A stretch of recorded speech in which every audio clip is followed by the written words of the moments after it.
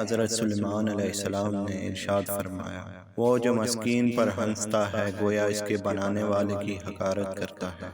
جاہل اپنے دل میں جو کچھ ظاہر کرتا ہے مگر دانش مند اسے آخر موقع تک چھپائے رکھتا ہے۔ ہر شخص سچا دوست تلاش کرتا ہے لیکن خود سچا بننے کی زحمت گوارا نہیں کرتا۔ ایک مخلص اور دانا دوست پھلدار درخت کی مانند ہوتا ہے، اگر اس کے نیچے بیٹھو گے تو سایہ دے گا اور اگر اوپر چڑھ جاؤ گے تو پھل پاؤ گے۔ جس طرح دشمن احسان کے ساتھ دوست ہو جاتے ہیں، اس طرح سے دوست جور و جفا سے دشمن بھی بن جاتے ہیں۔ نیکی کر اور مخلوق کو طریقہ نیکی سکھلا اور بدی سے دور رہ اور حلق کو بھی بدی سے دور رکھنے کی کوشش کر۔ بری اور شریر عورتوں سے خدا تعالیٰ کی پناہ میں رہ اور نیک عورتوں سے بھی پرہیز رکھ کہ ان کی طرف میلان کا نتیجہ شر ہی شر ہے۔ جس بات کا تو علم نہیں رکھتا منہ سے مت کر، اور جو جانتا ہے مستحق کو بتانے میں دریغ نہ کر۔ اگر بات کرنا چاندی ہے تو چپ رہنا سونا ہے۔ غصے میں ہاتھ کی اور دسترخوان پر پیٹ کی حفاظت کرو۔ اگر تو کوئی کام کسی کے سپرد کرے تو دانا کے سپرد کر۔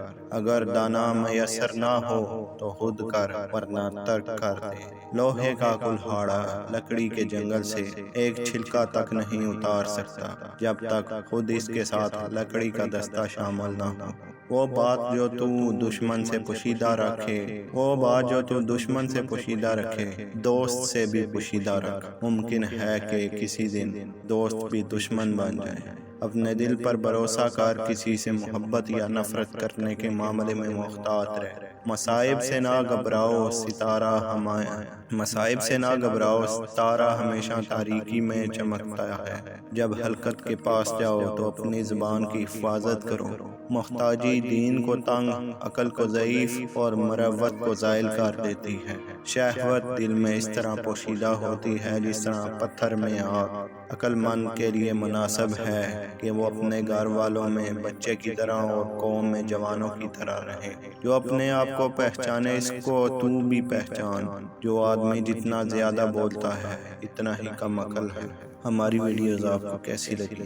اگر ہماری ویڈیوز آپ کو پسند ہیں تو ہمارے پیج اور چینل کو ضرور سبسکرائب کریں۔ شکریہ۔